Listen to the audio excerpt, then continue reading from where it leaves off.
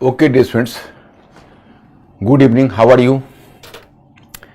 आज मंडे है और आज हम लोग फिर स्टार्ट हो रहे हैं। उम्मीद करते हैं कि इस वीक में लगभग काम हमारा हो जाएगा आपके कल्चर का, क्योंकि मिड वन में आज हम आर्किटेक्चर की तरफ ले चलेंगे। पिछले क्लास में आपको याद होगा कि हम लोगों ने एक एरिया कवर किया था।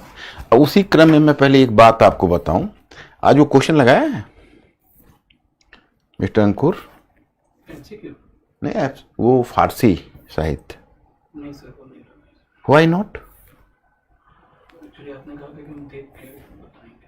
पूछा कॉल किए कल।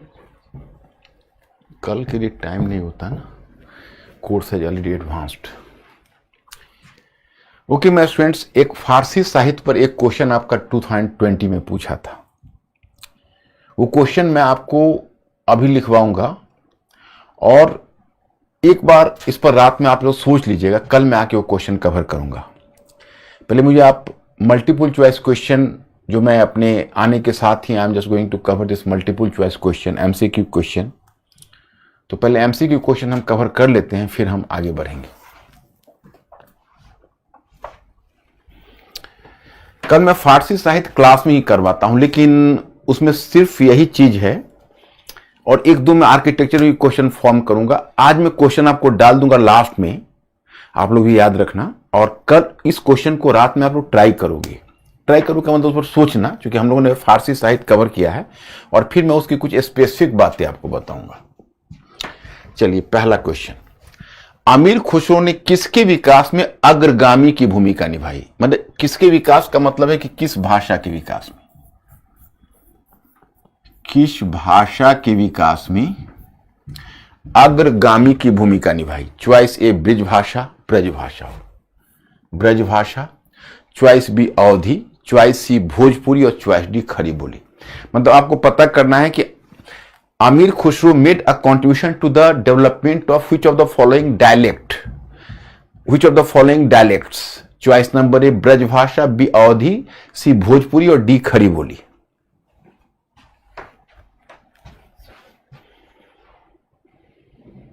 Honour Singh D. Okay, good. D is the correct answer. Yes. Question number 2. सूची 1 को सूची 2 से सुमेलित कीजिए. You have to match code first one to code second, and you have to find out the name of the saint poets and their compositions in language. Compositions in language. A Mirabai, B Tyagaraja, C Chandidas. इसका पूरा नाम है त्यागराज चेट्टी। मीराबाई, त्यागराज, सी चंडीदास और D Purandara Dasa. उधर आपका point 1 है Bangla, point 2 Hindi, point 3 Telugu and point 4 Kannada. और आपके आंसर के चॉइसेस है A B C D, A 2314, B 1234, C 2134 and D 1234।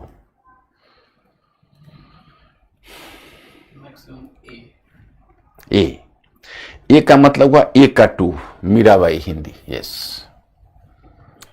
B का 3 मतलब Telugu, yes.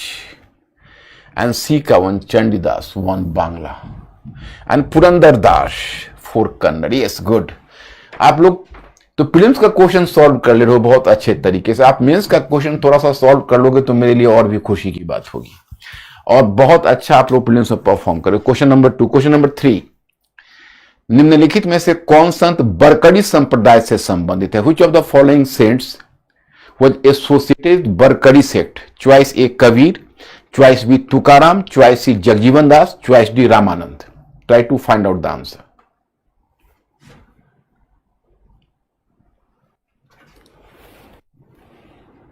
Maximum B. Choice number B Tukaram, yes, good, commendable. Question number 4, Nanak का बल निम्नलिखित में धर्म के किस अवयव पर सबसे अधिक रहा? चॉइस ए ज्ञान, चॉइस बी कर्म, चॉइस सी भक्ति, चॉइस डी योग।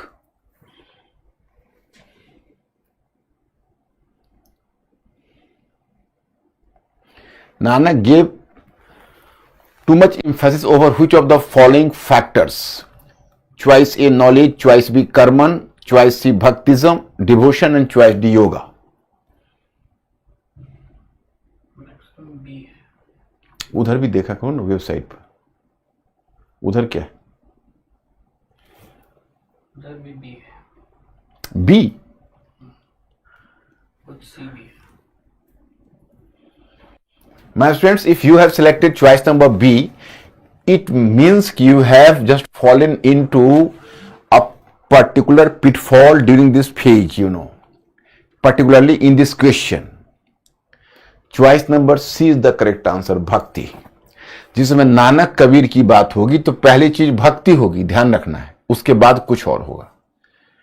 तो जब भी कबीर या नानक की बात होगी तो सबसे पहले आपको भक्ति सेलेक्ट करना है। क्वेश्चन नंबर 4, निम्नलिखित में किस कारण से कबीर की भक्ति सूफियों के करीब मानी जाती है?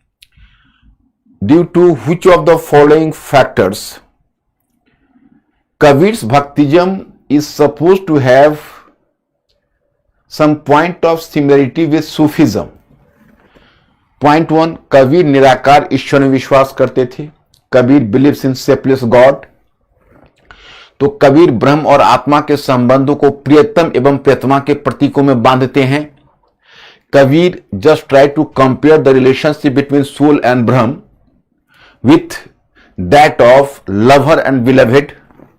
पॉइंट 3, दोनों मूर्ति पूजा का विरोध करते। Point 3, both just oppose idol worship.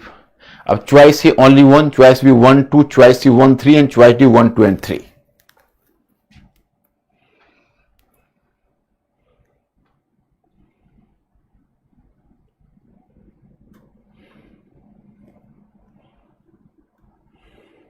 सी और डी आ रहा है, बट मैक्सिमम बी है। मैक्सिमम डी, यही D is the correct answer. 1 2 and 3 तीनों के तीनों करेक्ट है। तो चलो, आप मेजोरिटी ऑफ स्टूडेंट्स सारे क्वेश्चन कर देते हो। मुझे केवल आई एम रियली सरप्राइज कि in what the question of Guru Nanak आपने भक्ति को क्यों नहीं चुना, ये मेरे लिए आश्चर्य का विषय है। खैर कोई बात नहीं, कई बार हो जाता है। एक क्वेश्चन हाँ, अब है और ओके, हाँ 1 क्वेश्चन मोर। क्वेश्चन नंबर 6, निम्नलिखित में कौन संत कृष्ण भक्ति से जुड़े हुए थे? Point 1, Madhvacharya. Point 2, Tulsidas. Point 3, Vallabhacharya. Which of the following saint or saints were associated with Krishna bhakti? Point 1, Madhvacharya. Point 2, Tulsidas. Point 3, Vallabhacharya.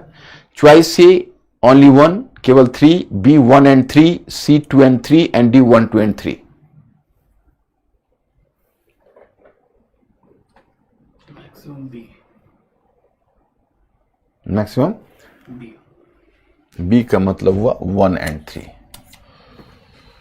Yes, good.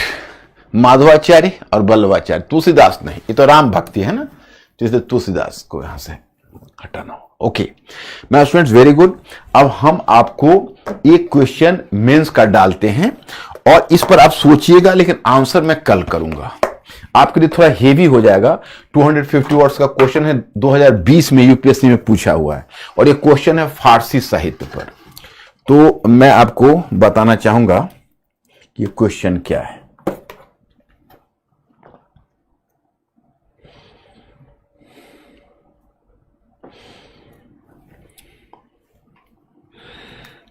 Just 1 minute.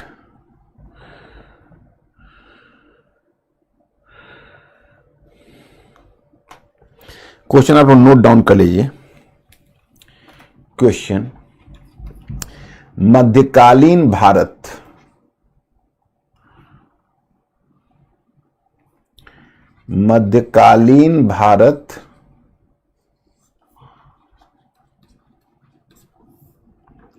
के फारसी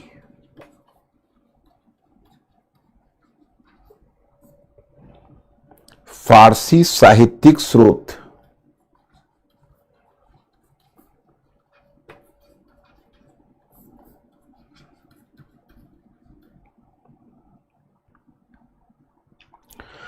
उस काल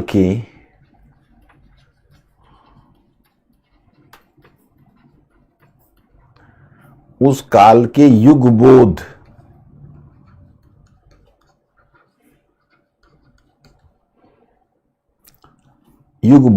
का प्रतिबिंब है।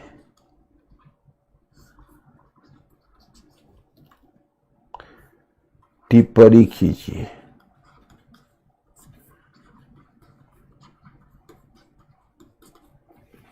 द मध्यकालीन भारत के फारसी साहित्यिक स्रोत उस काल के युगबोध का प्रतिबिंब है। मतलब Persian literary source of medieval age reflects the spirit of the contemporary time. Comment. और ये क्वेश्चन है आपका, इसका साइज कितना है? 250 वर्ड्स है, 250 शब्द, और अंक है 15।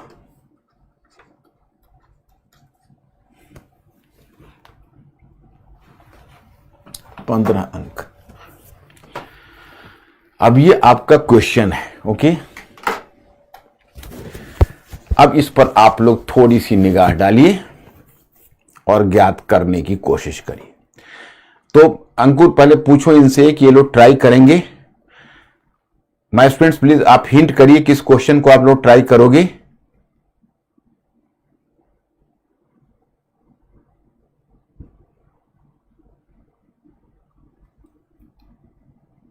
यस। Okay, right. चलो कल फिर इस क्वेश्चन को हम कवर करेंगे। अब आते हैं आज आर्किटेक्चर पर। ये वाला बचा होगा ना? क्या? उसके ऊपर वाला जो पीडीएफ में बचा होगा ना? तो उसमें तो बचा हुआ ना था, साहित्य उसमें तो हो गया था। हमने तो पीडीएफ का उसमें यूज ही नहीं। क्यों, बच्चे कोई बोल रहे हैं? नहीं, पीडीएफ पे मार्क नहीं था इसका। नहीं, actually we have not taken the PDF, we have just in parallel we have done this thing.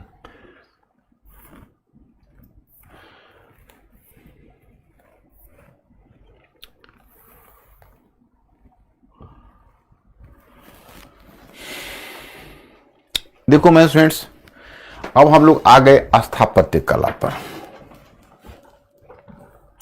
स्थापत्य कला में हम आपको एक चीज कवर कर रहे हैं, उसको आप देखिए।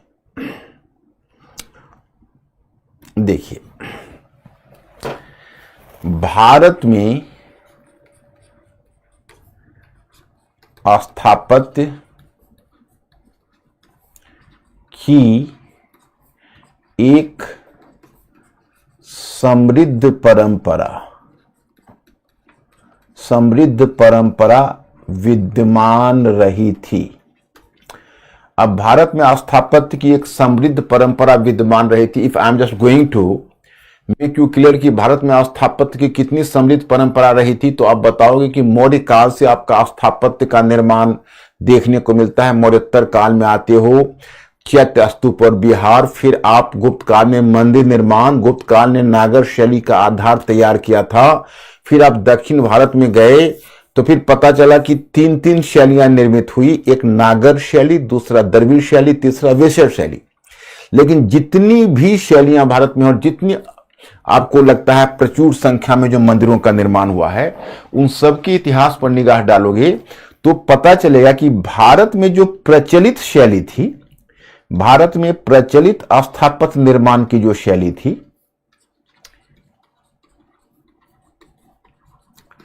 निर्माण की शैली, उस शैली को कहते थे धार्मिक शैली। दैट इज कॉल्ड धार्मिक शैली। धार्मिक शैली अथवा शाहतीरी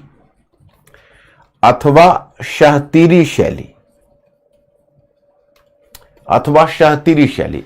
इसमें क्या होता है, तो पिलर्स और बीम का प्रयोग होता है। पिलर्स एंड बीम, जैसे जिसको तुम शाहतीर बोलते हो आर्किटेक्चर की भाषा में, उसको अंग्रेजी में बीम बोलते हैं। बीम का मतलब होता है, जैसे इसको ऐसे समझिए, उसमें ऐसे पिलर खड़ा रहता है, ऐसे देखो, ऐसे पिलर खड़ा रहेगा आपका, और इसके ऊपर ऐसे शाहतीर बनेगी, शाहतीर, और इसी शाहतीर पर छत खड़ा रहता है। ये कहलाता है धार्मिक शैली। And for that you find some technical name as well. What is the technical name? That is त्रैवियत शैली। इसको हिंदी में त्रैवियत और इंग्लिश में ट्रेविएट, TRABATA स्टाइल। मेंस क्वेश्चन मुझे कह रहे हैं कि फ्राइडे को क्वेश्चन था, कौन सा क्वेश्चन था? हिंदू मुस्लिम रहस्यवादी संत का विचार। ओहो, माय स्टूडेंट्स, आपको मैं ये कहना चाहता हूं, इतना लेट क्यों बोलते हो? अब मैंने इसको स्टार्ट कर दिया है, अब मुझे थोड़ा सा टाइम दो। अब बीच में मैं रुकूंगा तो मेरा फ्लो टूट जाएगा। मुझे अब आर्किटेक्चर कवर कर लेने दो। वो हमारे ऊपर वो क्वेश्चन उधार रहा, मैं उसको आपको पे अप करूंगा, चुकाऊंगा, उसका उत्तर लिखूंगा आपके लिए। अगर आज समय बच जाता है, आज नहीं तो कल, पहले मुझे आज आर्किटेक्चर कवर कर लेने दीजिए। ओके, तो मैं इसको, मिस्टर अंकुर तुम भी ध्यान रखना इस चीज को। और पहले तुम भी क्यों नहीं बता देते हो? जैसे just after coming you have to remind me after the prelims question कि एक मेंस का क्वेश्चन अवेटेड है, दैट शुड बी आंसर्ड। क्योंकि मैं तो मॉर्निंग से इवनिंग तक मेरा माइंड बहुत पैक्ड रहता है ना, क्लास से इस क्लास से उस क्लास में। तो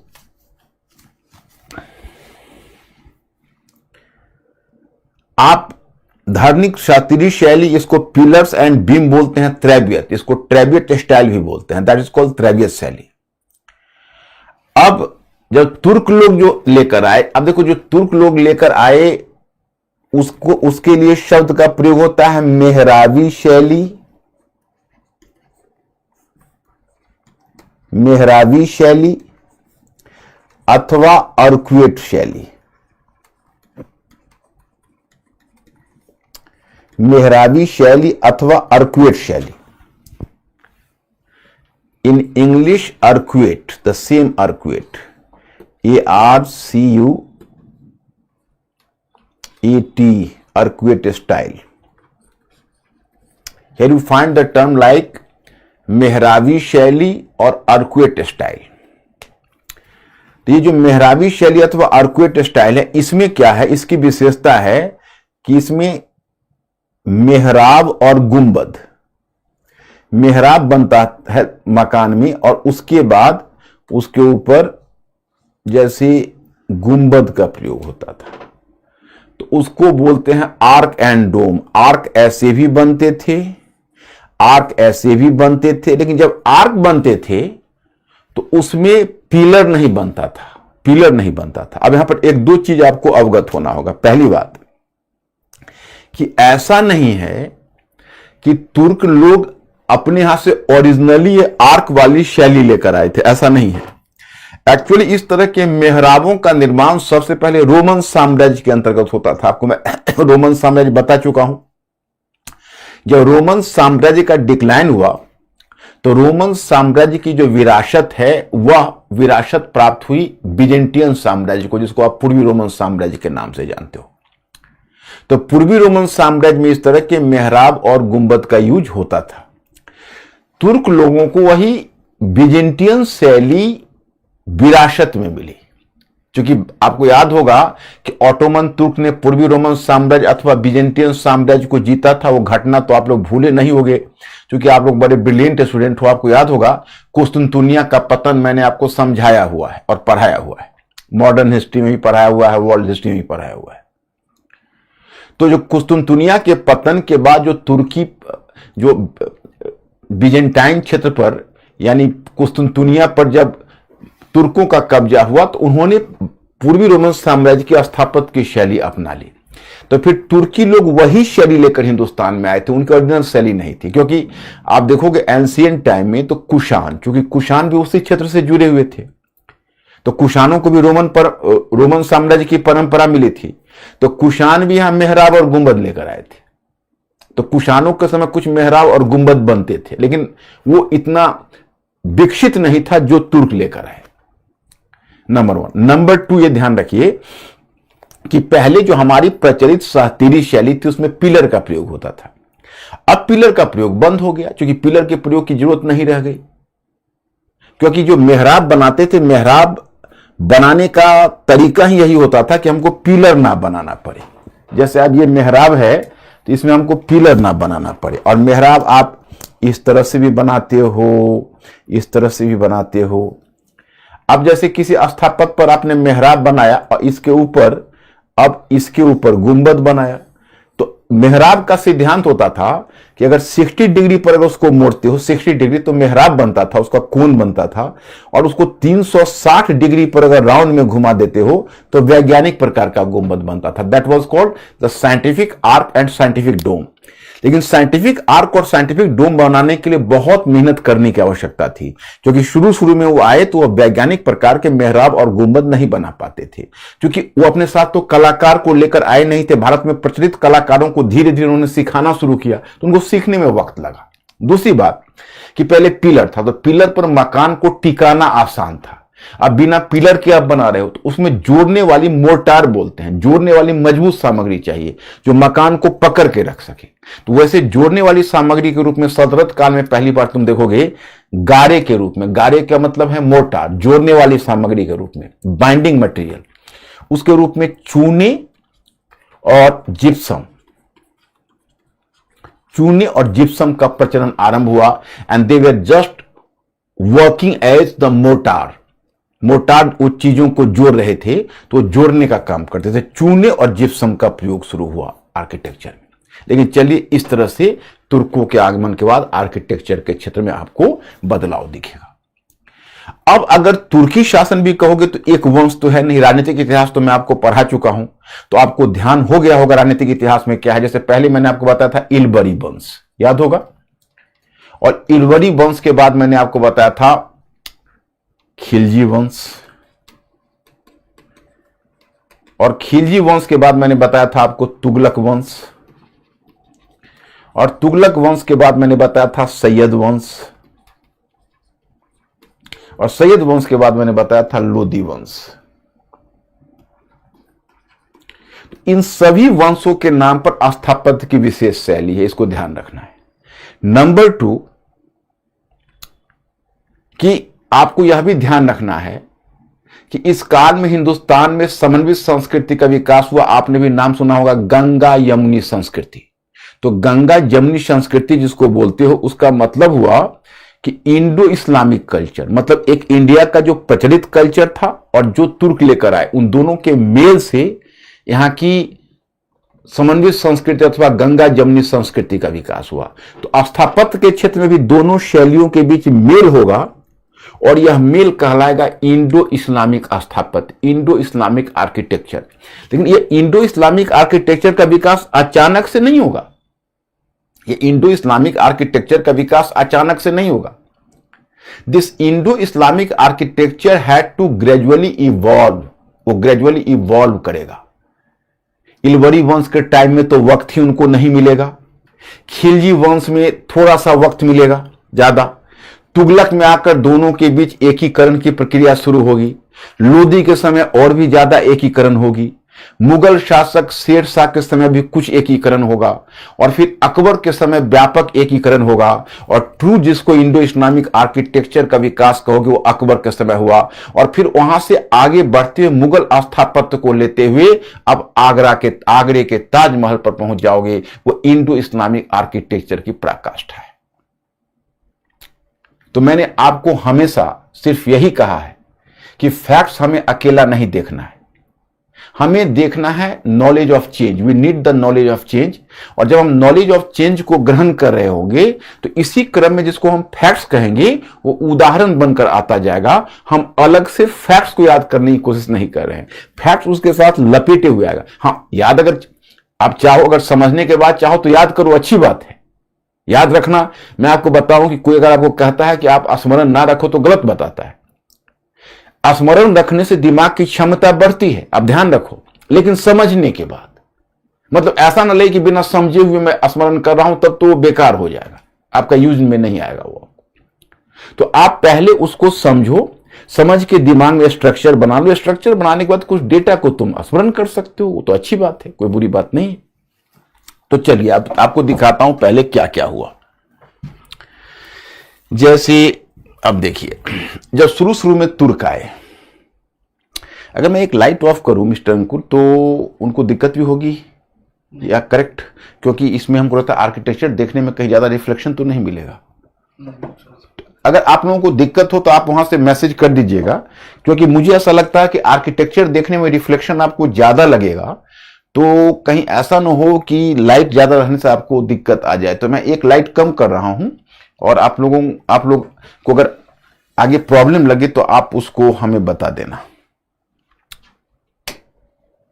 ठीक है, इतना क्या, इतना ओके है? अच्छा, तो अब जैसा होगा आप लोग बता देना। देखिए, आप इसको ऐसे समझिए, मैं जानबूझ के लाइट को थोड़ा मैंने कम किया है, तो लेकिन मेरा फेस नहीं दिखेगा, उनको दिक्कत भी होगी क्या? दिखेगा बट थोड़ा सा डार्क रहेगा इस तरह। हाँ, ओके, देखो क्या बोल रहे हैं, ओके सर। ओके है, ओके।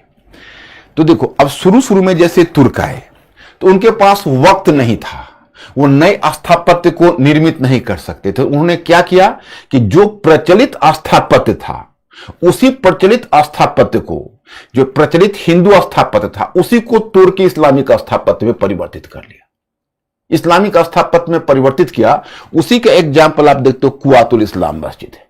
ये कुआतुल इस्लाम मस्जिद ये दिल्ली में मेहरौली में स्थित है। और कुआतुल इस्लाम मस्जिद के विषय में कहा जाता है, मैं आपको बताऊं कि जैसे देखो, ये आप अंदर की चीज देखो, कभी आप अगर दिल्ली में एक्सपीरियंस हो गया, हो सकता है आप में से कुछ लोग दिल्ली के ही होंगे, तो मध्यकाल में 7 कैपिटल सिटी बनी। 7 कैपिटल सिटी, पहली कैपिटल सिटी बनी जिसको कहते हैं यही मेहरौली, ये इल्तुतमिश का कैपिटल बनेगा। इसको पहले, सबसे पहली बार जिसको कुतुब मीनार कहते हो, ये कुतुब मीनार, जो ये तो कुआतुल इस्लाम मस्जिद है, जैसे मैं दिखाता हूं, इसमें कुतुब, देखिए कुतुब मीनार है, और कुतुब मीनार के जस्ट बगल में एक कुआतुल इस्लाम मस्जिद है। और मैं उसके अंदर की तस्वीर, आप अगर उसमें जाएंगे तो देखिए, ऐसे देखिए, इसके प्रवेश द्वार में आप जाएंगे तो एक प्रांगण होगा, ओके, और ये तो 2.5 दिन का झोपड़ा है, तो ये प्रांगण होगा। इस प्रांगण में ऐसे इस गेट से आप घुसेंगे, इस पिलर्स को देखने के बाद ही आपको लग जाएगा कोई ना कोई हिंदू मंदिर था। और ये हिंदू मंदिर क्या था कि इसमें पहले एक विष्णु मंदिर, जैन मंदिर था, बाद में वो विष्णु मंदिर में परिवर्तित हुआ, और इसी को कुतुबुद्दीन ऐबक ने इसे कुआतुल इस्लाम मस्जिद में परिवर्तित कर दिया। इसको परिवर्तित करने का एक बड़ा साधारण तरीका होता था। जैसे वो क्या करते थे, सामने वाले पिलर्स को ऐसे तोड़ देते थे और एक सीरीज ऑफ मेहराब ऐसे बना देते थे, एक सीरीज ऑफ मेहराब, बस हो गया, वो मस्जिद में तब्दील हो गई। और हिंदू और इस्लामिक स्थापत्य में 2 ऐसे कॉमन पॉइंट्स थे, जिस कॉमन पॉइंट्स ने हिंदू स्थापत्य को इस्लामिक स्थापत्य में परिवर्तित करने में उन्हें सुविधा हुई। एक कॉमन पॉइंट दोनों के बीच होता था कि दोनों में खुला प्रांगण होता था, मतलब ओपन कोर्टयार्ड, प्रचलित हिंदू स्थापत्य में भी और इस्लामिक स्थापत्य में भी। और दूसरा क्या होता था कि उसमें दोनों में अलंकरण या डेकोरेशन का बहुत ज्यादा प्रयोग होता था। तो ये चीज आपको वहां पर दिखेगी कि जो प्रचलित हिंदू स्थापत्य है उसको कैसे उन्होंने इस्लामिक स्थापत्य में परिवर्तित किया। फिर यही आपका कुतुब मीनार में यह मीनार बना। मीनार इस्लामिक जगत से आया था, जो उसने कैपिटल दिल्ली को जीता जब कुतुबुद्दीन ऐबक ने, तो उसकी विजय का प्रतीक है। That is a sign of success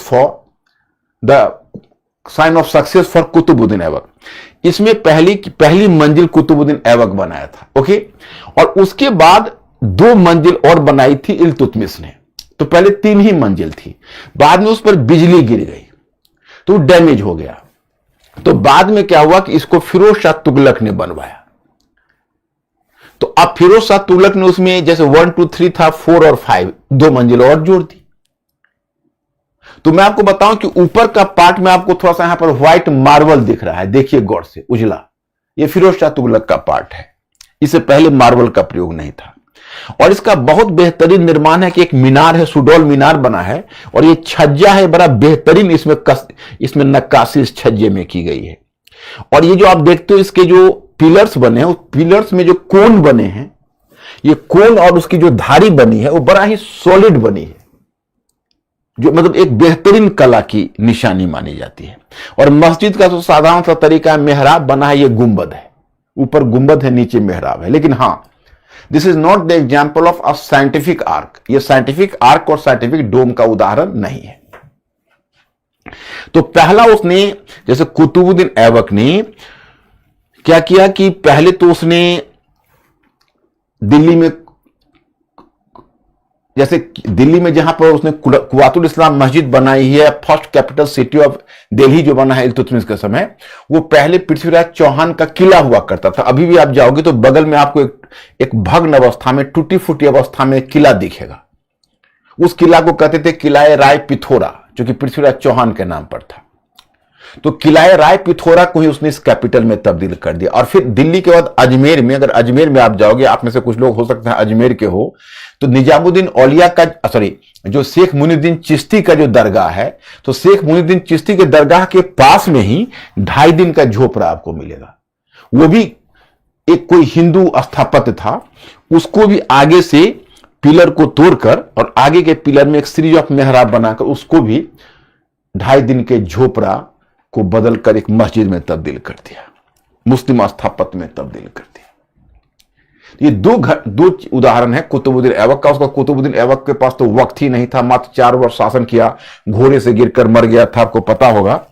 जब इल्तुतमिश आया तो इल्तुतमिश के समय, जिसको इलवरी स्थापत्य कहते हो, उसका विकास इल्तुतमिश के समय देखने को मिला, इलवरी स्थापत्य का। और इल्तुतमिश ने स्वतंत्र रूप में स्थापत्य बनाने आरंभ किए। जैसे तुम देखते हो, ये इल्तुतमिश का स्वयं का मकबरा है। ये तो कुतुब मीनार है।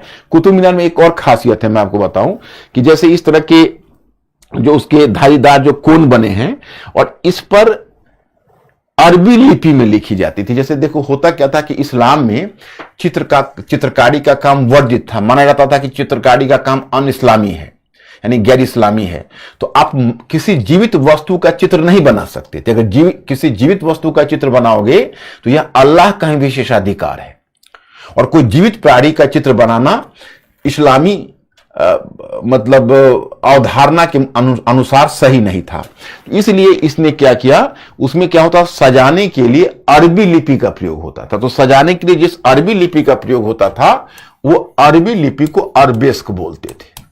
अरबेस्क, ऐसे सजाने के लिए उसका प्रयोग हो रहा है। तो ये जो अरबी लिपि है, अरबी लिपि को देखो सजाने के लिए प्रयोग हो रहा है, तो इसको अरबेस्क बोलते हैं।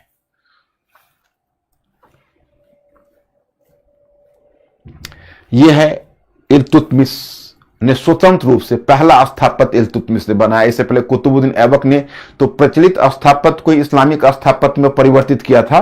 कुतुबुद्दीन ने इसको स्वतंत्र रूप से, इल्तुतमिश ने इसे स्वतंत्र रूप में बनाया। और यह है सुल्तान गढ़ी, यानी इल्तुतमिश का बेटा था, बड़ा बेटा, उसका नाम था मोहम्मद। तो इल्तुतमिश के जीवन काल में ही मोहम्मद का डेथ हो गया था। तो मोहम्मद के मकबरा के रूप में उससे सुल्तानी गढ़ी बनाई है। यह भी मेहरौली के पास ही है, स्वतंत्र रूप से बना है। यह मीनार के आकार का है, लेकिन छोटा सा मीनार है। सामने देख रहे हो मेहराब बना हुआ है, इसमें गुंबद नहीं है, और केवल एक सीरीज ऑफ मेहराब बनाकर इस मकबरा को छोड़ा हुआ है। और इसके दोनों किनारे पर आप देखोगे 2 मीनार के आकार का पिलर्स बना के छोड़े हैं उसने। ये देखिए, इल्तुतमिश का ये टॉम ऑफ सुल्तानी गढ़ी है, यही टॉम बना था उसका, बीच का टॉम मतलब मकबरा। ये देखो, अब इल्तुतमिश उसमें क्या होता था कि आज की तरह तो पानी पीने के लिए आज देखते हो कि आज की तरह आरओ सिस्टम अवेलेबल नहीं था, और आज की तरह मिनरल वाटर पीने की आवश्यकता राजा महाराजाओं को ही नहीं थी, और उसमें पानी पोल्यूटेड भी नहीं होता था, इन्फेक्शन का भी खतरा नहीं होता था। तो क्या करते थे, वह हौज बनाते थे, वाटर टैंक बनाते थे, और वाटर टैंक से रॉयल हाउस को वाटर सप्लाई होता था। तो इस तरह का 2 टैंक आपको मिलेगा सल्तनत काल में। एक इल्तुतमिश के द्वारा बनवाया गया जिसका नाम है हौज ए सिमसी, और दूसरा नाम आपको मिलेगा जो अलाउद्दीन खिलजी के द्वारा बनवाया जाएगा, उसका नाम होगा हौज ए खास। आज भी दिल्ली में एक जगह है हौज ए खास, अगर आपने नाम सुना होगा। यह हौज ए सिमसी है। इसमें पानी यहीं से लेकर और राज दरबार में, यानी पैलेस में वाटर सप्लाई यहीं से होती थी, जिसको हौज ए सिमसी बोलते हैं। हौज ए सिमसी इल्तुतमिश का द्वारा निर्मित। ये इल्तुतमिश का मकबरा है। ये चौकोर बनाया गया, इसमें मेहराब बनाया गया, गुंबद नहीं है, चौकोर बनाया गया है। और इसके अंदर मकबरा है, और आप देखोगे तो इसके चारों कोनों को एक खास अंदाज में बनाया गया है। और ये सिंपल ही है, इसमें भी अरबी लिपि से सजाने की कोशिश की गई जो हमको दिख नहीं रहा है, जिसको अरबेस्क बोलते हैं। इल्तुतमिश का मकबरा है। ये देखो बलबन का मकबरा है, कितना डायलेपेडिटेड कंडीशन में है। ये भी मेहरौली के पास ही, आप जाओगे जंगल के अंदर इस तरह बना है। कई बार लगता है आर्कियोलॉजिकल सर्वे ऑफ इंडिया ने कम से कम इसकी हिफाजत के लिए उचित प्रबंध क्यों नहीं किया। देखो बलबन के मकबरा को इल्तुतमिश के मकबरा से अधिक शानदार माना जाता है, क्योंकि देखो इसके बारे में कुछ स्कॉलर्स का मानना है कि पहला वैज्ञानिक प्रकार का मेहराब और पहला वैज्ञानिक प्रकार के गुंबद का उदाहरण इसको मानते हैं, लेकिन इसको क्रेडिट नहीं दिया जाता है। आप ध्यान रखना, अगर कभी प्रीलिम्स में आपको यह क्वेश्चन पूछे कि वैज्ञानिक प्रकार के पहले मेहराब और पहले गुंबद का उदाहरण कौन है, तो आप उसमें मैं आपको बताऊंगा अलाउद्दीन खिलजी के अलाई दरवाजा का नाम लेना। अलाई दरवाजा, जो अलाउद्दीन खिलजी का अलाई दरवाजा है, you have to cite the example of Alai Darwaza of Alauddin Khilji.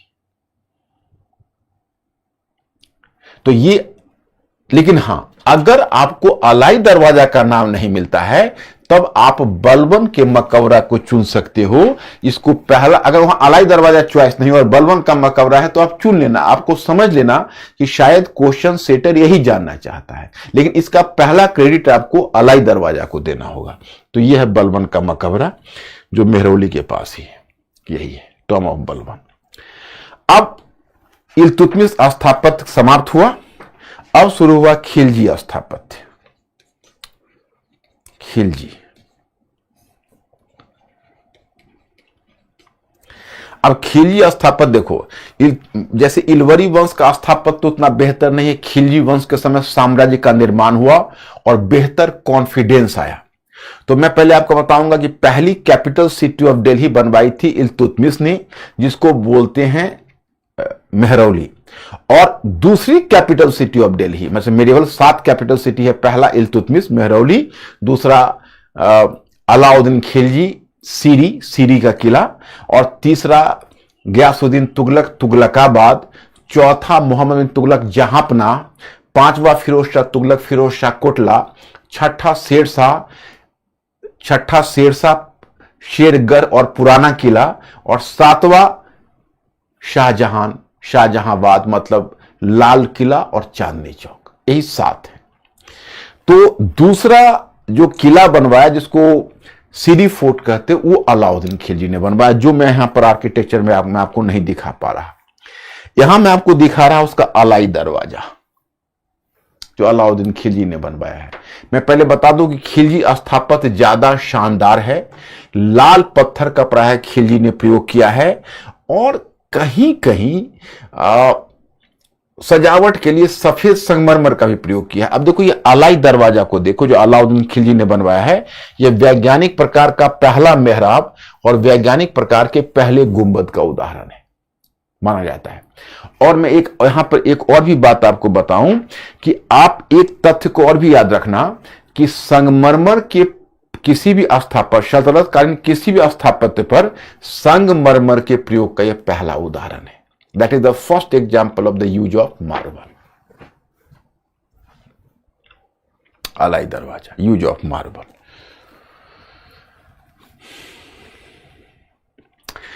उसके बाद अलाउद्दीन खिलजी का एक और अचीवमेंट है।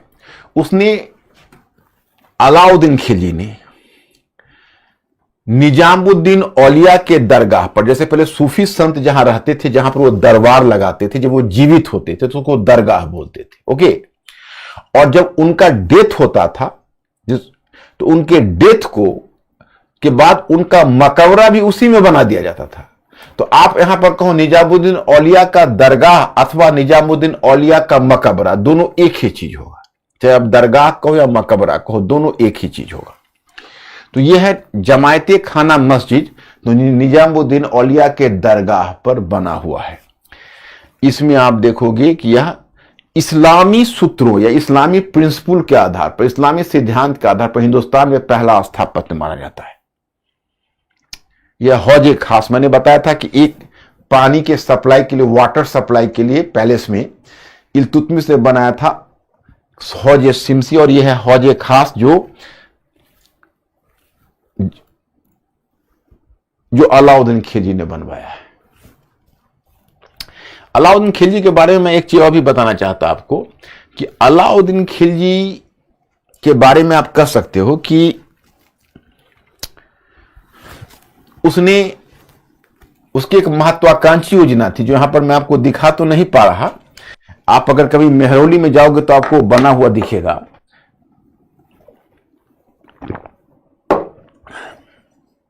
जैसे अलाउद्दीन खिलजी ने कुतुब मीनार को देखा था तो उसके मन में जिज्ञासा हुई थी कि कुतुब मीनार से दुगुने आकार का मीनार हम बनवाए, दुगुने आकार का, उसकी लंबाई दुगुनी होनी चाहिए। और वैसा मीनार बनवा भी रहा था और कुतुब मीनार के जस्ट सामने आपको दिखेगा। और अगर वो बन गया होता तो उस पर चढ़ने के बाद पूरी दिल्ली क्या, हमको लगता है कि आधा यूपी भी दिखने लगता। लेकिन वैसी मीनार को बनवा नहीं पाया, उसका बेस उसने बनवाया है जो आज भी आपको अवशेष दिखेगा। लेकिन उसके बाद उसका डेथ हो गया तो वो अधूरा ही रह गया अलाउद्दीन खिलजी का। अब आते हो आप तुगलक स्थापत्य पर। तुगलक स्थापत्य में आपको कुछ विशेषता दिखेगी जिसको कहते हो इंडो इस्लामिक स्थापत्य या प्रचलित भारतीय शैली और इस्लामी शैली के बीच बेहतर समन्वय, वो तुगलक स्थापत्य में आपको देखने को मिलेगा। मैंने सबका मैटर आपको दिया हुआ है, आपको समझ लेना है अच्छे ढंग से और 2-3 बार मैटर पढ़ लेना है। प्रीलिम्स का भी क्वेश्चन आपका सॉल्व हो जाएगा और अगर कभी मेंस में क्वेश्चन पूछा तो वो भी सॉल्व हो जाएगा। तो तुगलक स्थापत्य में आपको 1-2 चीजें दिखेगी। पहली चीज यह दिखेगी कि उस स्थापत्य में पता नहीं तुगलक शासकों की इकोनॉमी शायद उतनी अच्छी नहीं थी तो वो बेहतर किस्म का स्थापत्य नहीं बनवाया। उन्होंने क्या किया है कि मुख्य रूप से मटमैले पत्थरों का प्रयोग किया है। That is not the good quality of a stone, the bad quality of a stone you can say. क्या दिक्कत हो रही है? अच्छा तो ठीक है, ऑन कर दो।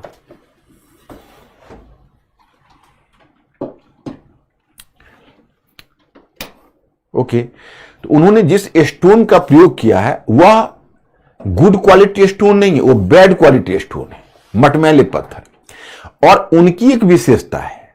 विशेषता क्या है कि तुगलक स्थापत्य में आपको बैटर, अंग्रेजी में उसको बैटर कहते हैं और हिंदी में कहते हैं सलामी, सलामी का प्रयोग हुआ। सलामी क्या होता है कि मैं आपको भी दिखाऊंगा आर्किटेक्चर में।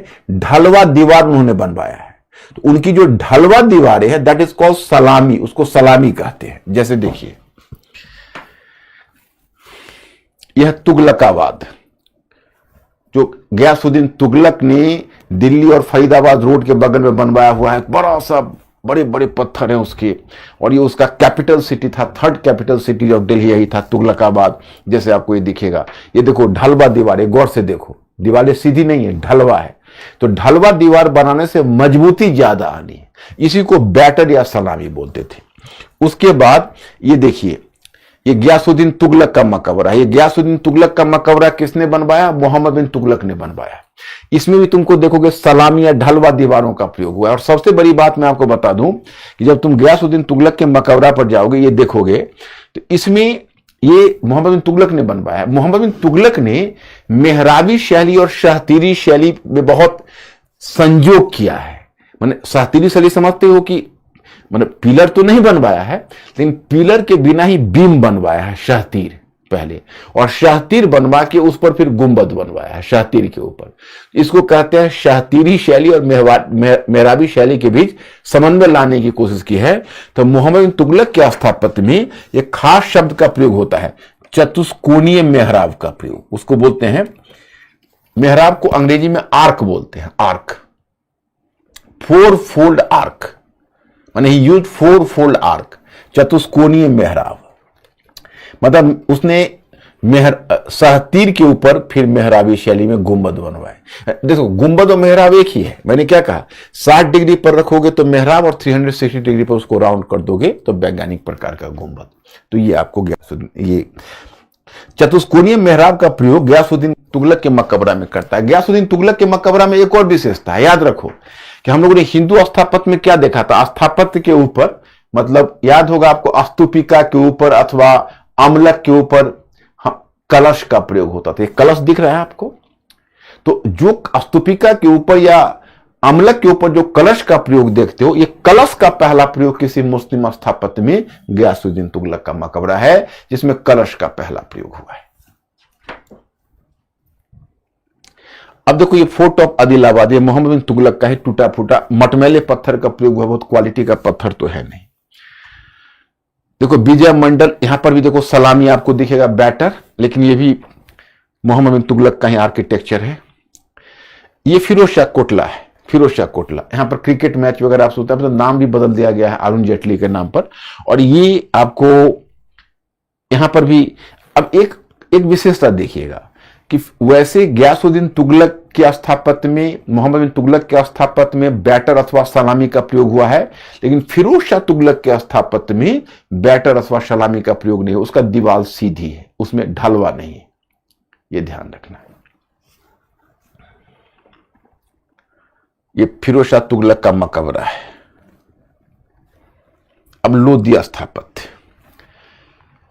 जैसे आप कहोगे बीच में सैयद स्थापत्य मैंने क्यों छोड़ दिया, तो सैयद स्थापत्य की जो स्टाइल है वो लोधी में ही सबज्यूम हो गई है। सैयद और लोधी के बीच स्थापत्य के क्षेत्र में अंतर करना मुश्किल है, क्योंकि वैसे भी सैयद वंश कम ही समय तक रहा और उसने मुख्य रूप से मकबरा ही बनवाया है, और उसका फर्दर विकास आपको लोधी स्थापत्य में देखने को मिलेगा। देखिए लोधी स्थापत्य में आपको शाहतीरी शैली में, यानी भारतीय शैली, त्रैविय शैली और आर्कुइट शैली, सहतीरी शैली और मेहराबी शैली के बीच बेहतर समन्वय आपको लोधी स्थापत्य में दिखेगा। देखिए अब ये टॉम ऑफ मोहम्मद शाह, इसमें क्या था कि एक तो स्थापत्य भारतीय शैली में बाग के बीच बना है, दैट इज इन गार्डन, बाग के बीच मकबरा।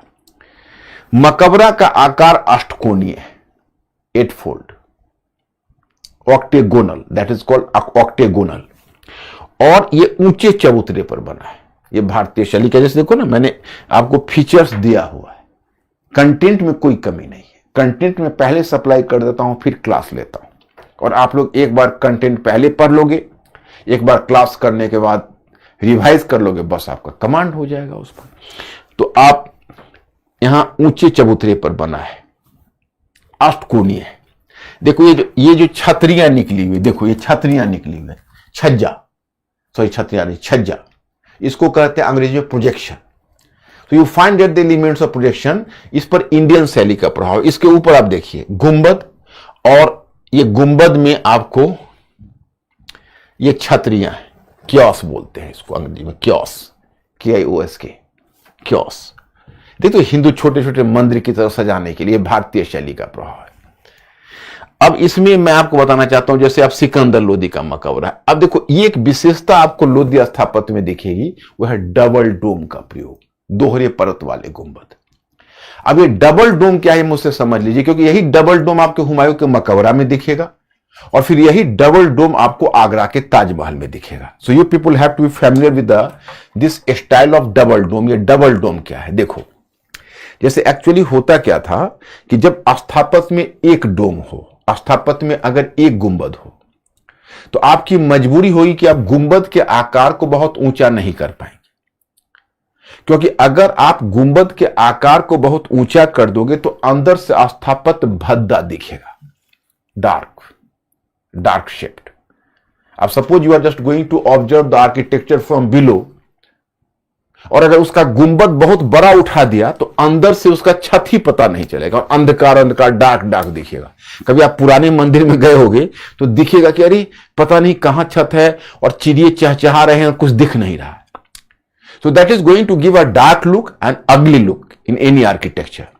तो उसके लिए इन्होंने एक तरीका अपनाया। अच्छा, इसलिए अगर एक डोम हो तो आप ज्यादा ऊंचा नहीं उठाओगे, क्योंकि वही डोम मतलब गुंबद अंदर से छत का भी काम कर रहा, ऊपर से आकार भी दिखा रहा।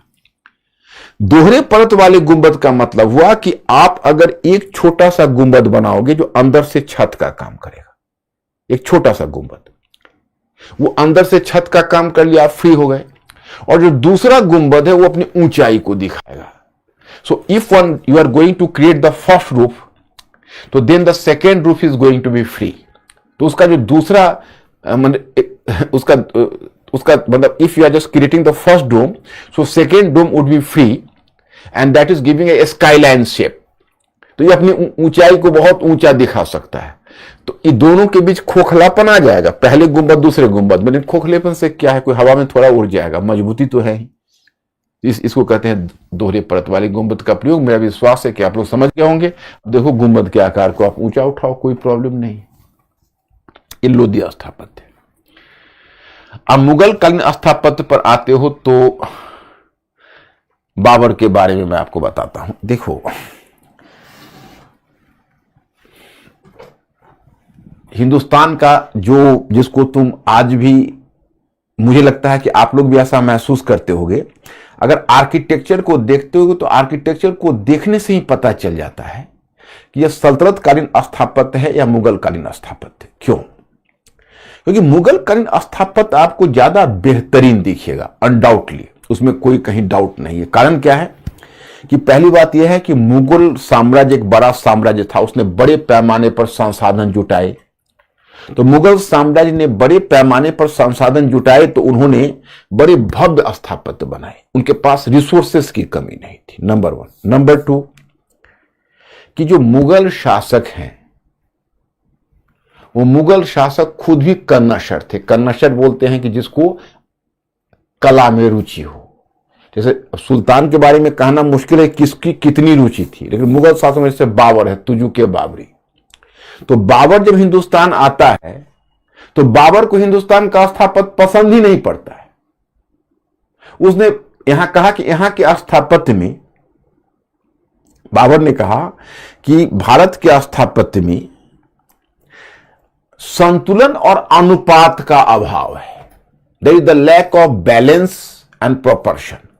अब संतुलन और स्थापत्य का मतलब उसकी बनावट में, देखो ये कला की भाषा है, ये लेमैन को समझ में नहीं आएगी कि अनुपात क्या होता है और संतुलन क्या होता है, लेकिन वो कला का पारखी था, वो समझ गया कि स्थापत्य में यहां अनुपात और संतुलन नहीं है। उसने घोषित कर दिया कि इस स्थापत्य में अनुपात और संतुलन नहीं है, बाबर ने। और उसने हिंदुस्तान में, कभी प्रीलिम्स में अगर आपसे पूछा जाए तो ध्यान रखना, उसने हिंदुस्तान में एक ही जगह के स्थापत्य को सराहा है, और उस जगह का नाम क्या है? ग्वालियर। ग्वालियर के स्थापत्य को सराहा है। कहा जाता है उसके बारे में कि वह इतना ज्यादा यहां स्थापत्य निर्माण के लिए उत्सुक था कि उसने शायद सिनान, एक बहुत बड़ा आर्किटेक्ट था अल्बानिया का आर्किटेक्ट, तो सिनान के शिष्यों को उसने भारत में इनवाइट किया था कि आओ हम स्थापत्य बनाएंगे। लेकिन सिनान के शिष्य नहीं आ पाए, क्योंकि अगर सिनान के शिष्य आते तो कुछ स्थापत्यों का निर्माण यहां हुआ होता और उन स्थापत्य पर अल्बानियन शैली का प्रभाव दिखता जो नहीं दिखता है। तो बाबर के पास तो टाइम ही नहीं था, 4 वर्ष का टाइम हुई, स्ट्रगल, कभी पानीपत, फिर खंडवा, फिर घग्घर, फिर वही काबुल का विद्रोह दबाने गया, रास्ते में मर गया। हुमायूं आया। अच्छा हाँ, बाबर ने कुछ दूसरा काम किया। उसने वैज्ञानिक प्रकार पर और वैज्ञानिक पद्धति पर कुछ बागों का निर्माण करवाया। बाग माने गार्डन। जैसे आपको आगरा में देखेगा राम बाग, पहले उसका नाम था आराम बाग। आराम बाग इसलिए क्योंकि उसका डेड बॉडी को लाहौर में, जो वो मरा था, तो उसकी डेड बॉडी को लाके आगरा में कुछ समय के लिए रखा गया था, फिर काबुल भेजा गया था, तो उसका नाम है आराम बाग। फिर उसी प्रकार से उसका एक और उसने बाग बनाया जिस बाग का नाम था जौहरा बाग। तो इस तरह के कुछ एक बाग उसने बनवाए। अब हुमायूं आया तो हुमायूं का लाइफ कितना स्ट्रगलिंग है तो जानते हैं। तो हुमायूं को भी बनाने का कुछ खास अवसर मिला नहीं। उसने कुछ मकबरों का निर्माण करवाया, बस हुमायूं ने भी यही काम किया। लेकिन एक शानदार जो स्थापत्य है उस काल का, वह स्वयं हुमायूं का मकबरा है, परंतु उसने स्वयं नहीं बनवाया, बल्कि हुमायूं की मृत्यु के बाद उसकी पत्नी, जिसका नाम हमीदा बानो बेगम है, उसका नाम था हाजी बेगम भी, तो हाजी बेगम ने उसके शानदार कब्र को बनवाया, हुमायूं के मकबरा को। वो हुमायूं का मकबरा देखिए, ये है हुमायूं का मकबरा। ये जिस शैली में बनी है उस शैली का नाम है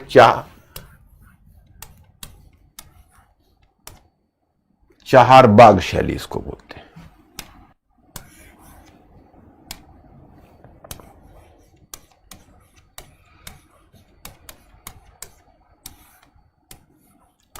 चाहरबाग शैली। चाहरबाग शैली की विशेषता यह है कि एक गार्डन के अंदर मकबरा बनाया गया। गार्डन दिल्ली में है, गार्डन के अंदर मकबरा बनाया गया और 3 तरफ से रास्ता है आने के लिए, 3 तरफ से आने के लिए इसमें रास्ता है और चौथे तरफ पीछे कोई नदी बहती है, जैसे इसमें यमुना नदी बहती थी। अभी तो ये जहां लोधी रोड में है वो तो लुटियंस दिल्ली का एरिया है, सबसे कोर एरिया है। अगर आज वहां यमुना नदी बहती तो दिल्ली डूब जाती। तो उस समय लेकिन यमुना नदी इसके पीछे बहती थी। और इसमें देखोगे यह अष्टकोणीय, ये चौकोर है, चौकोर यानी आयताकार कर सकते हो, आयताकार है। और इसमें कमरे बने हैं बहुत सारे, जो दोनों एकदम कमरे तरतीब में बने हैं। जैसे देखो हिंदुस्तानी शैली में जो कमरों का निर्माण होता था और ईरानी शैली में, इसमें ईरानी शैली कमरों का जो तरतीब है वो ईरानी शैली है। ये कमरों की तरतीब आपको दिखेगी तो उसमें क्या है कि बीच में एक गैलरी बना होता, गैलरी, और दोनों तरफ कमरे बने होते। ईरानी शैली की विशेषता थी जो इसमें बनी हुई। और इसके ऊपर तुम देखोगे स्थापत्य बना हुआ है मकबरा के ऊपर, यहां मकबरा बना हुआ है। और मकबरी के ऊपर जो छतरियां बनी हुई है, क्योस, ये हिंदुस्तान, ये त्रैवियस शैली का प्रभाव है, भारत में प्रचलित शैली का। पतली मीनारें बनी है, पतली मीनारों पर ईरानी शैली का प्रभाव है, लेकिन सतीश चंद्र मानते हैं कि हो सकता है इस पतली मीनारों पर गुजराती शैली का ही प्रभाव है, क्योंकि गुजरात में भी इस तरह के मीनार क्षेत्रीय शैली के आधार पर बनते थे। और इसके ऊपर ये जो है ये दोहरे परत वाले गुंबद या डबल डोम का उदाहरण है। डबल डोम, अंदर से एक छोटी सी छत और उसके ऊपर एक बड़ी सी गुंबद ऐसे बनती थी, इसको दोहरे परत वाले गुंबद कहते हैं। तो इसमें आपको ईरानी शैली और भारतीय शैली दोनों का मिश्रण दिखेगा। और सबसे बड़ी बात है कि चारबाग शैली में जो गार्डन के अंदर स्थापत्य बनाया गया है, तो इसका मैसेज क्या है? यह कहीं ना कहीं मुगल बादशाह को दैवी रुतबा, मतलब एक दैवी, डिवाइन राइट ऑफ किंगशिप, दैवी रुतबा देने का प्रयास करता है। ऐसा लगता है कि मानो स्थापत्य से एक आवाज निकल रही है कि यह पवित्र आत्मा है, इसे शांति से सोने दो। You'll find here कि there is almost a sound from architecture कि there lies a great soul, let him live in peace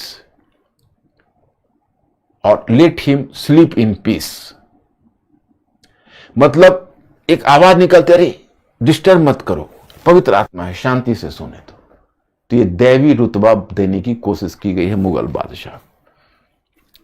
यही मकबरा है, चारबाग शैली, 3 तरफ से मार्ग है, पीछे यमुना नदी बहती है। इसके ऊपर भी देखो कलश बना हुआ है। इसमें एक चीज हमने नहीं दिखाया, जैसे एक शेर शाह भी बीच में निर्माण कार्य किया है। तो शेर शाह के बारे में कहा जाता है कि लोग कहते हैं कि शेर शाह अन्य क्षेत्रों में अकबर का पूर्वगामी था। बीच में वेबसाइट को भी देख लिया करो अंकुर। लोग कहते हैं कि शेर शाह अकबर का पूर्वगामी था, लेकिन सच्चाई यह है कि शेर शाह अकबर का पूर्वगामी केवल प्रशासन के क्षेत्र में या उसकी राजपूत नीति में ही नहीं है, शेर शाह का अकबर का पूर्वगामी स्थापत्य में भी है। क्योंकि जिस त्राबियत शैली की बात आप करते हो, त्राबियत और आर्किटेक्ट शैली का जो बेहतर समन्वय है वो शेर शाह के भी आर्किटेक्चर में देखने को मिलता है। शेर शाह को तो ज्यादा आर्किटेक्चर बनाने का मौका नहीं मिला। शेर शाह ने मुख्य रूप से बनाया है मकबरा।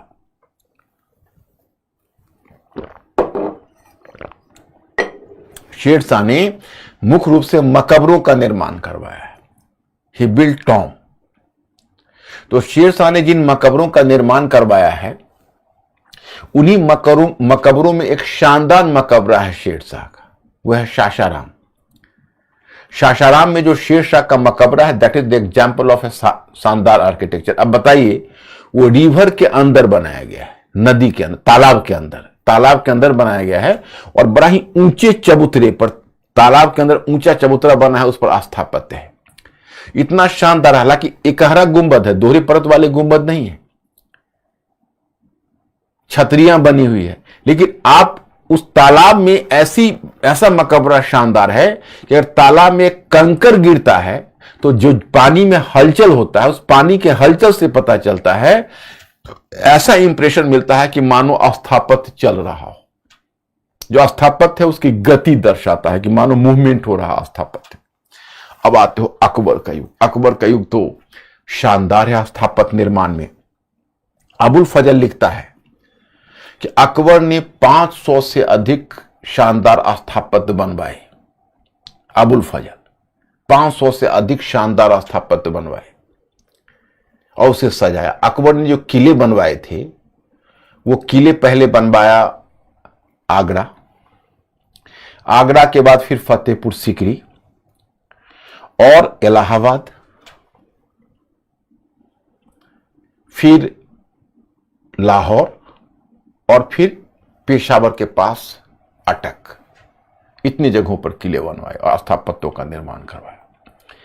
अकबर के स्थापत्य के देखोगे तो दो तीन विशेषताएं, दो तीन चार विशेषताओं आप ध्यान कर लो उसके स्थापत्य को देखने से पहले। एक कि जो अकबर का स्थापत्य है उसमें आपको त्रावियत और अर्कवेट शैली, त्रावियत एवं अर्कवेट शैली यानी सहतीरी और मेहराबी शैली,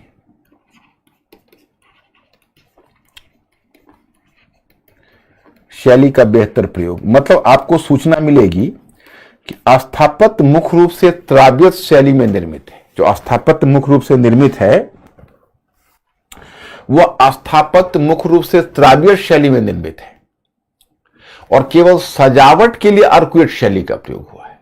जो ओरिजिनल स्थापत्य है उस ओरिजिनल स्थापत्य त्रावियत शैली में निर्मित है और त्रावियत शैली में निर्मित होने के बाद केवल सजावट के लिए मेहराबी शैली का प्रयोग हुआ है। दूसरा कि अकबर ने जानबूझकर स्थापत्य में अपने किलों का निर्माण या स्थापत्य का निर्माण दिल्ली से बाहर करवाता है। वो स्थापत्य का निर्माण दिल्ली से बाहर करवाता है ताकि वो अन्य मुगल बादशाह से अलग दिखे अकबर। और तीसरा कि अकबर के स्थापत्य में क्षेत्रीय शैलियों को आत्मसात किया गया है। जो बहुत सारी क्षेत्रीय शैली थी जैसे बंगाल शैली, गुजरात शैली, बौद्ध शैली, तो विभिन्न क्षेत्रीय शैलियों को आत्मसात किया गया है। जो अकबर का स्थापत्य, उस अकबर के स्थापत्य में विभिन्न क्षेत्रीय शैलियों का एसिमुलेशन देखने को मिलेगा। उन क्षेत्रीय शैलियों को आत्मसात किया गया है।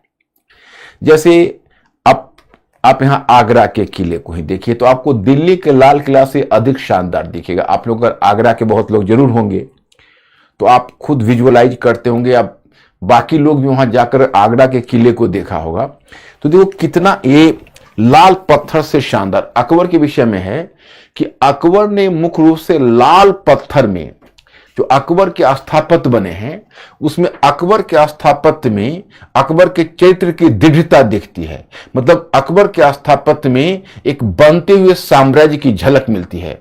लाल पत्थर में अकबर ने जो स्थापत्य बनाए हैं उस स्थापत्य में आप देखोगे कि एक बनता हुआ साम्राज्य दिखता है। हिस्टोरियन जो कलाविद है वो कहते हैं कि अकबर ने लाल पत्थर में जो शक्ति और ओज कहते हैं चमक को, और शक्ति तो समझते ही हो, तो अकबर के स्थापत्य में अकबर की शक्ति और ओज व्यक्त हुआ है।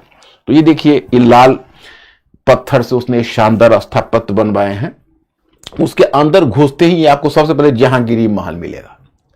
तो जहांगीरी महल देखने से ही लगेगा कि अकबर के द्वारा निर्मित है। इसमें भी तुम देखो मुख्य रूप से त्रावियत शैली में ही, अंदर तो आपको दिखता नहीं है। जैसे देखो मैं अंदर आपको दिखाता हूं, ये देखिए यहां पिलर है, ये त्रावियत शैली है, पिलर का प्रयोग है। मेहराब केवल अकबर ने शो के लिए बनाया है, अलंकरण के लिए, शो के लिए। और आप इसके कमरे में जाओगे तो मैंने आपको बताया कि ईरानी शैली की विशेषता होती है कि बीच में एक गैलरी बनी होती है और दोनों तरफ कमरे बने होते हैं ईरानी शैली। लेकिन इस स्थापत्य में तुम देखोगे जो हिंदुस्तान इंडिया की जो त्रावियत शैली है उसकी विशेषता है कि आप स्थापत्य में एक कमरे से दूसरे कमरे में घुसते हुए चले जाओगे, दूसरे से तीसरे कमरे में चले जाओगे, तीसरे से चौथे कमरे में, कमरे के अंदर कमरा बना होता है। तो ऐसा ही आपको जहांगीरी महल में दिखेगा। देखो ये छज्जा है, ये त्रैविय शैली की विशेषता है। छज्जा, प्रोजेक्शन, छतरियां त्रैविय शैली की विशेषता है। अब देखिए यहां पर अब यहां यही आप देखोगे खास महल अकबर। अब आप मिसलीड हो जाओगे। अकबर तो लाल पत्थर में स्थापत्य बनाया है। अकबर ने थोड़ा बहुत संगमरमर का प्रयोग सजाने के लिए किया है कहीं कहीं, जैसे बुलंद दरवाजा में, लेकिन उसका तो मुख्य काम लाल पत्थर का है। इस व्हाइट मार्बल, ये तो अकबर का स्थापत्य नहीं हो सकता। जब आगरे के किले में घुसोगे तो ठगे जाओगे, वहां पर केवल व्हाइट मार्बल के भव्य स्थापत्य दिखेंगे। इसकी कहानी क्या है कि शाहजहां ने आगे अकबर के स्थापत्य को तोड़कर उसको व्हाइट मार्बल में बना दिया था। तो शाहजहां ने अकबर का स्थापत्य को तोड़कर व्हाइट मार्बल में बना दिया था, इसलिए अब यहां पर जो दिखेगा वो शाहजहां की शैली दिखेगी। इसलिए हम लोग शाहजहां की शैली में उसको देखेंगे। यहां पर आपको अकबर की शैली में आपको ये बुलंद दरवाजा दिखेगा, फतेहपुर सीकरी, बुलंद दरवाजा। जैसे आप जाएंगे तो फतेहपुर, वहां पर फतेहपुर और सीकरी 200 मीटर का फासला है। फतेहपुर में आपको बुलंद दरवाजा मिलेगा, जामी मस्जिद मिलेगी, उसका शेख सलीम चिश्ती का मकबरा मिलेगा। इसमें देखिए मकबरा का फिगर दिया है, यानी हाँ देखिए ये आपको अंदर ही फतेहपुर में ही शेख सलीम चिश्ती का मकबरा। अब इसमें भी आप कंफ्यूज हो जाएंगे कि भाई ये व्हाइट मार्बल कहां से आ गया। अकबर तो व्हाइट मार्बल का बनाता नहीं था। तो शेख सलीम चिश्ती, जिसके आशीर्वाद से अकबर को पुत्र की प्राप्ति हुई थी, उसका मकबरा पहले अकबर ने बनवाया था।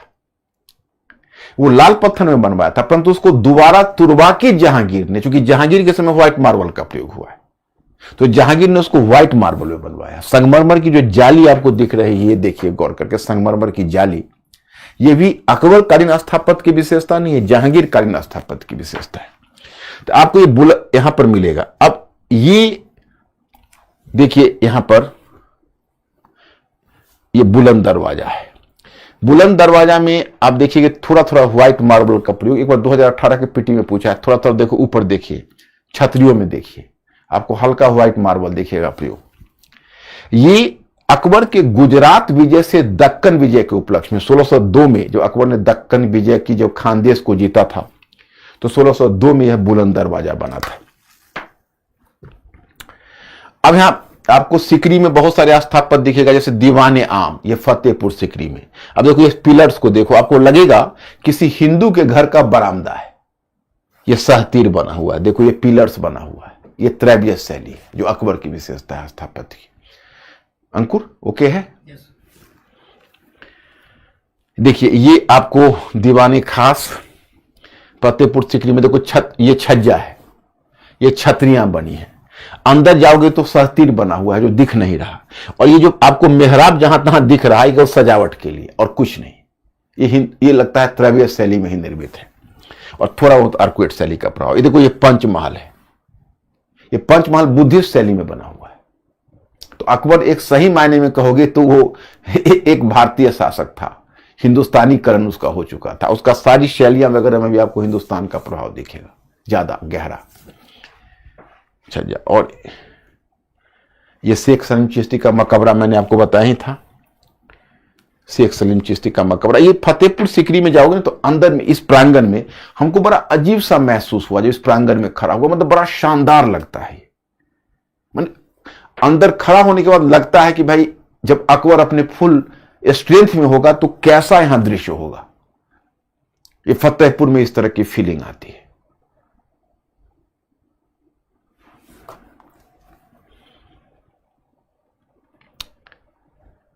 इधर आप देखोगे तो इसी में आपको जामी मस्जिद मिलता है। ये प्रांगण है, फतेहपुर का प्रांगण है। बुलंद दरवाजा के दूसरे साइड में कोर्टयार्ड है अंदर।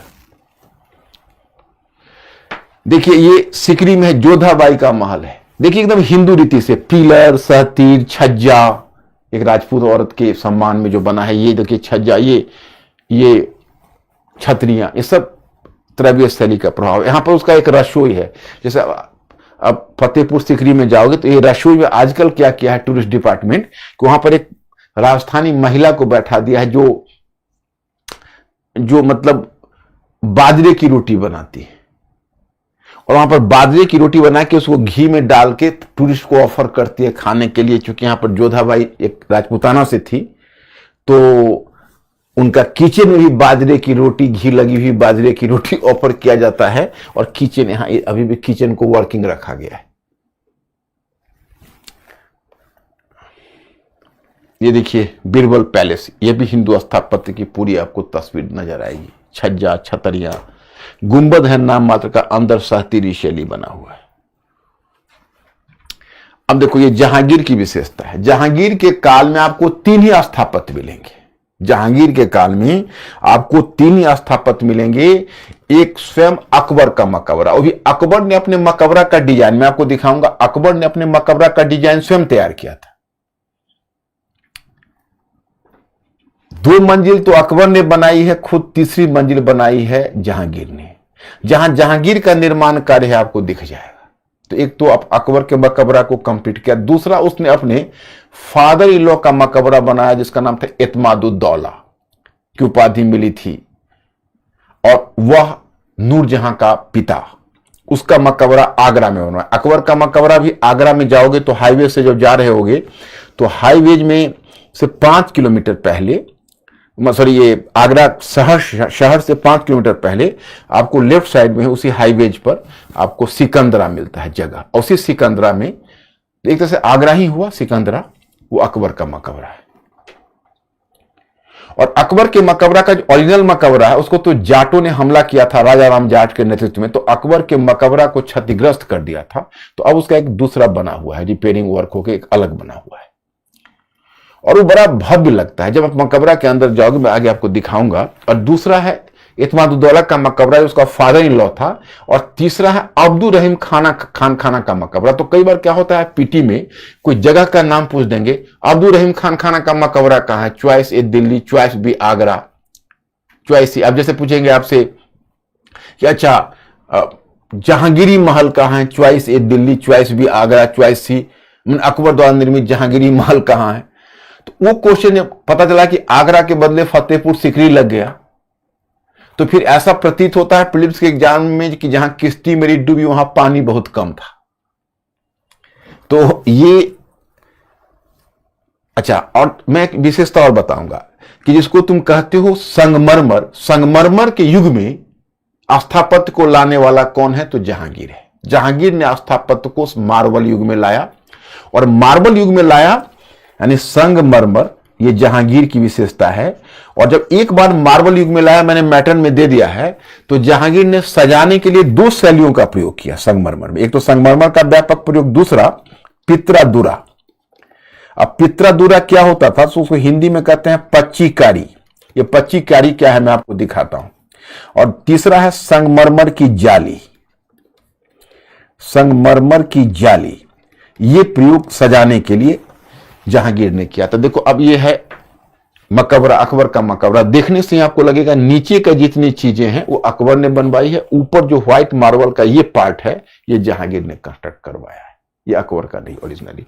और इसमें भी तुम देखोगे यहां पर इसको कहते हैं, इसमें मसीही क्रॉस बना हुआ है। तो अकबर का मकबरा में हिंदू प्रभाव, इस्लामी प्रभाव और ईसाई प्रभाव तीनों दिखता है, इसलिए सर्वधर्म समभाव, सभी धर्मों का समन्वय की ओर संकेत करता है अकबर का मकबरा। ये देखिए प्रवेश द्वार है, यहीं से मकबरा के अंदर जाओगे आप, ये मीनार बने हुए और यहीं से प्रवेश द्वार है, यहीं से घुसकर आप मकबरा के अंदर जाओगे। ये भी 4 बाग शैली में। ये देखिए एतमादुद्दौला का मकबरा है, पित्रादुरा। आपको यहां पित्रादुरा ठीक से नहीं दिखेगा, आगे दिखाऊंगा।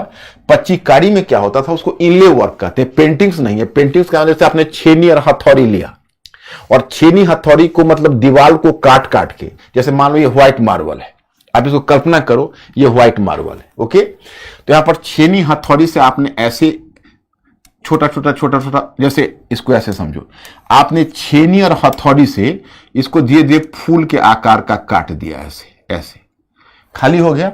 और ये व्हाइट है तो व्हाइट में आप रेड कलर का, येलो कलर का या ग्रीन कलर का अलग अलग अलग अलग इसमें आप पत्थर को इनले वर्क कर दोगे, भर दोगे, फिल कर दोगे।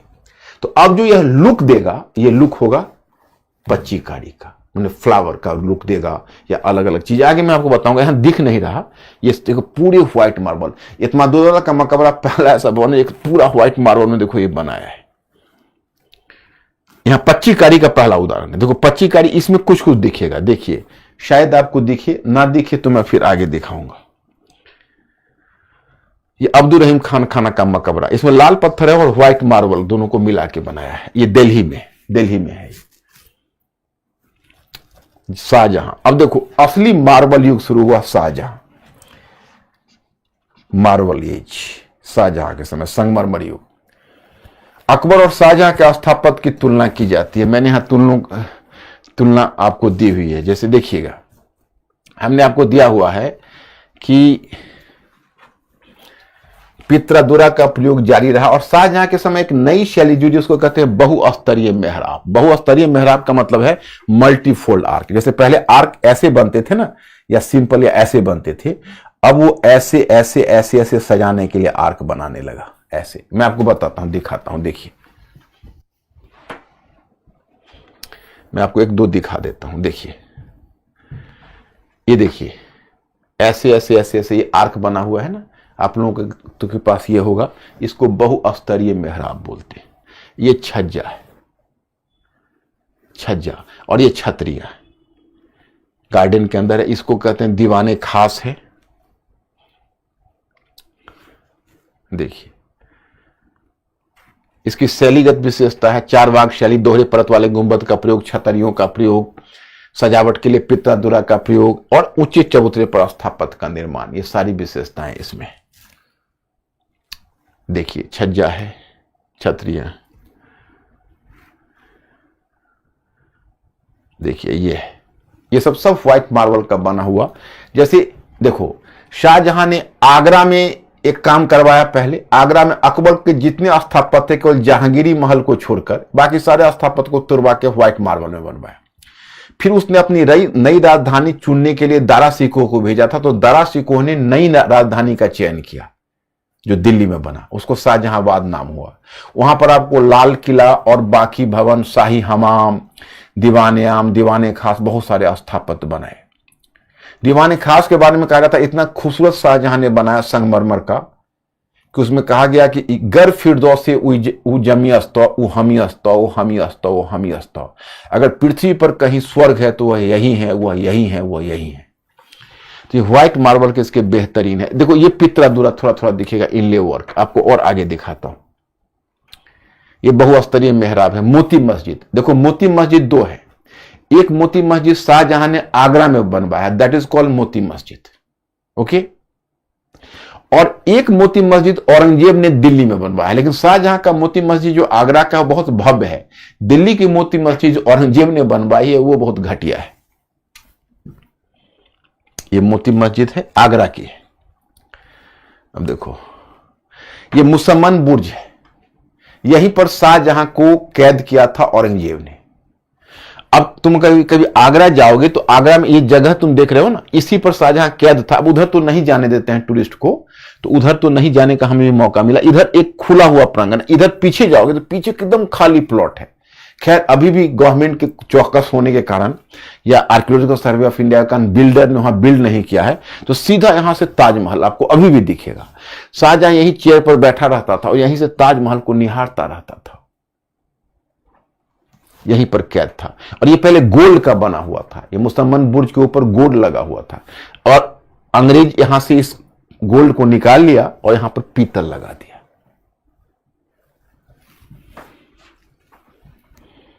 ये देखो बहुस्तरीय मेहराब है, यही बहुस्तरीय। अब गौर से यहां देखने का मौका मिलेगा, ऐसे घुमा हुआ है ना, इसी को मल्टीफोल्ड आर्क बोलते हैं इंग्लिश में, बहुस्तरीय मेहराब, मल्टीफोल्ड आर्क। दीवाने आम आगरा, आगरा और दिल्ली ही मुख्य। देखो ये बहुस्तरीय मेहराब है। ये देखिए ये है पित्रादुरा, क्लियर कट दिखेगा। देखिए इनले वर्क, इनले वर्क, पित्रादुरा बेहतरीन है। ये लाल किला दिल्ली, ये देखिए। अब ये सबसे शानदार कृति मुगल काल का इंडो इस्लामिक स्थापत्य का चरम है। चारबाग शैली, ऊंचे चबूतरे पर स्थापत्य का निर्माण, आगरा का ताजमहल, मीनारों का प्रयोग, ईरानी शैली, ऊंचे चबूतरे पर भारतीय शैली। ये ताक बना हुआ है, ताक, इस तरह के जो ताक होते थे ये हिंदू स्थापत्य की विशेषता होती थी। ये पितरादुरा बना हुआ है, दोहरे परत वाले गुंबद का प्रयोग है, ऊपर कलश है, चारों तरफ मीनारें बनी हुई, छतरियां बनी हुई है। ये है बेहतरीन दुनिया की कृति आगरा का ताजमहल। देखो शाहजहां की प्लानिंग थी कि यमुना के इस पार उसने आगरा का ताजमहल बनाया था। यमुना के उस पार तुम देखोगे, क्योंकि चारबाग शैली है, चारबाग शैली, तो तीन तरफ से रास्ता है, पीछे यमुना नदी बहती है ताजमहल के। इस चबूतरे पर चढ़ के उधर देखो, इतना भव्य लगता है। और ठीक इसके बैक साइड में जो यमुना नदी है, उसके उस साइड उसने एक दूसरा ताजमहल की परिकल्पना की थी अपने मकबरा के लिए। अब दो ताज एक साथ जब चमकते तो कितना भव्य दृश्य होता, टूरिस्टों के लिए कितना आकर्षण का विषय होता, इंडिया की फॉरेन करेंसी आज कितनी बढ़ती। लेकिन औरंगजेब ने उसको गिरफ्तार कर लिया और वह इच्छा उसकी अधूरी रह गई। सो माय स्टूडेंट्स, आपको लिखने के लिए देखो ये पितरादुरा है, लिखने के लिए जितना चाहिए उतना तो मैंने आपको दे ही दिया है मैटर में, तो कोई वो आश्चर्य का विषय नहीं। औरंगजेब में तो स्थापत्य का पतन हो गया, वो तो उसके तीन ही स्थापत्य हैं। एक तो दिल्ली में मोती मस्जिद, दूसरा लाहौर में बादशाही मस्जिद, इसका नाम दिया हुआ है, और तीसरा औरंगाबाद में जब उसका, जहां पर वो दक्षिण के युद्ध में उलझा था, वहां पर अपनी पत्नी रबिया दुर्रानी का मकबरा उसने बनवाया था। रबिया दुर्रानी का मकबरा, तो उसको बीवी का मकबरा कहते हैं। देखो इसको सेकंड ताज कहा जाता है, ये ताज की नकल है, इन ताज की बड़ी गरीब नकल है। देखो कितना घटिया सामग्री लगाया है कि पूरा काला हो गया, मतलब बीवी के प्रति भी वो व्यक्ति ईमानदार नहीं दिखता है। ये देखो ये चारों तरफ से इसका जो स्थापत्य है वो काला हुआ पड़ा है।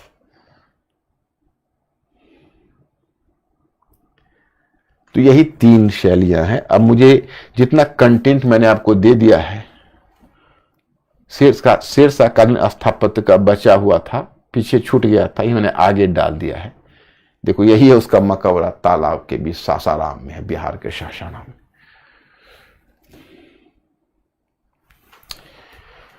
ओके माय स्टूडेंट्स, तो आर्किटेक्चर आप लोगों का कंटेंट मैं पहले ही भेज देता हूं, उसको आप देख लोगे तो समझ जाओगे। अब एक दो क्वेश्चन हमारे ऊपर उधार है, एक तो आज मैंने फारसी साहित्य पर दिया और एक मैंने पिछला क्वेश्चन नहीं किया है, तो मैं कल आता हूं तो उसको कवर कर लेता हूं। और कल मैं आपको चित्रकला और संगीत कला इसका मैटर भेज दूंगा, तो कल आपका चित्रकला संगीत कला में ज्यादा नहीं है तो हो जाएगा।